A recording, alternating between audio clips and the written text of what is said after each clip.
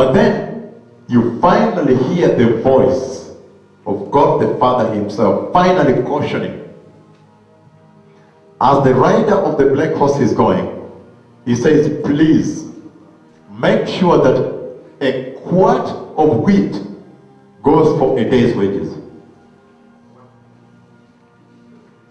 And 3 quarts of barley for a day's wages. Why? Let me explain. Wheat is high nutritional value.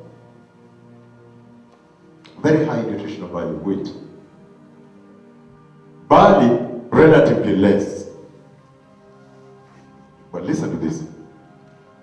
You go to work that you may feed your family. Right? Look at this. In the biblical definition, in the Hebrew definition of a quart of wheat, a quart of wheat is wheat just enough to feed one person for one day.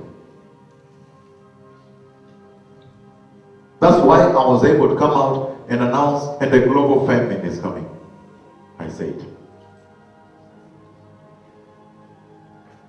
A quart of wheat is just enough wheat to feed one person for one day. But you go to work to feed your family.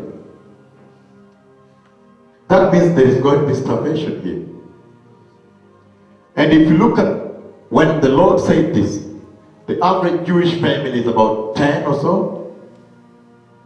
Sometimes 12, even 9, but let's say 10.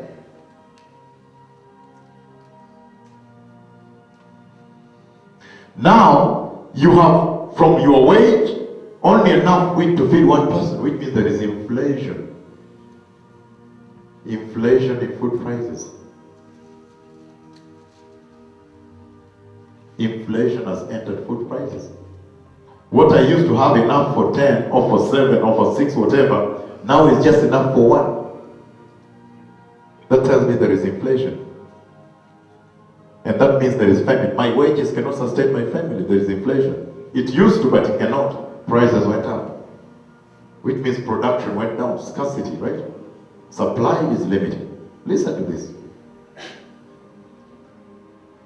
When Jesus sat on the rock, on the Mount of Olives, talking to his disciples about the signs that will take place before he comes, he said, there will be famines and earthquakes in various places. That's the third one in here, right? Now do you see that Bible interprets Bible? And it's very coherent and very connected. There will be famines and earthquakes in various places. People go to work to bring bread on the table. When the global economic meltdown came, companies closed, corporate industry was struck, people lost jobs. Their ability to bring bread on the table was greatly compromised. Listen very, very carefully as I continue. But he said, there will be famines and earthquakes. He promised. But now listen to this. The Father sees the rider of the black horse released, leaving heaven, leaving his throne. And he says, hey, make sure a quart of wheat goes for a day's wages. And then he sees him leaving. He said, hey, but by the way, if you find oil and wine, don't touch it.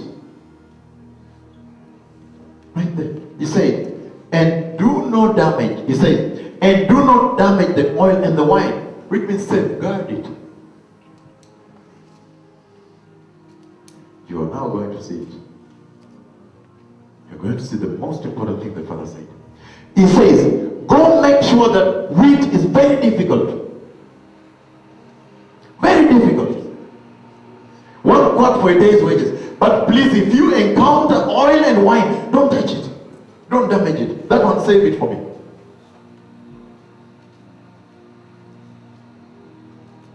As the rider leaves, let me explain to you. When I lived in Israel, I learned something. the bread. We used to call it Peter. They packed 10 of them. Yes, so you remember really, yes, they packed 10 of them. So you put we used to put armpit across the road. You see, you buy it. Peter, the basic food. Basic. In fact, the government even subsidizes it for everyone to be able to afford. The common man's meal, the basic level of nutritional provision. That Peter is at the table on a daily basis. That's basic. But now, the Lord was saying that it be removed from there. But listen to this. The common people, they ate bread. They eat bread even today. But I'm talking about them, where the Lord was making reference. They ate bread. So bread, basic, that was a basic for every family, basic. But listen to this. There were those that were wealthier, affluent. They lived on top of the hill, and the garbage was thrown down to the valleys. That is an FYI for your own information. Now listen to this. Those families had a nutrition. If you looked at their table where they were eating, there would always be the following. The affluent. They took big chunks of cheese, queso. And the chunks of cheese used to be dipped in clear olive oil, not the regular, clear, the ones I talked about yesterday, the one I talked about yesterday. Made out of pressing green olives. It was more expensive to produce it, more difficult to produce it. It's more premium in price. They take big chunks of cheese and drop into the oil. And what the cheese does is this. The cheese becomes drenched with oil.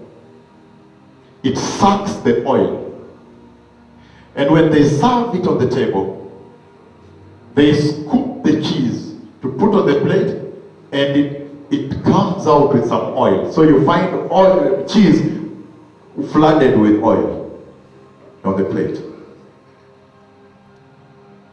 And then they had select wine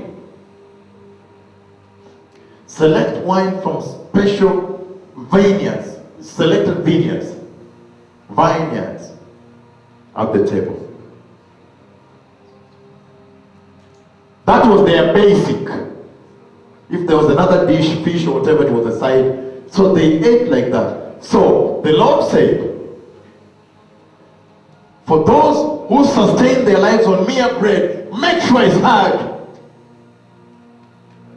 Take it away from the table. 1 quart of wheat for a day's wages.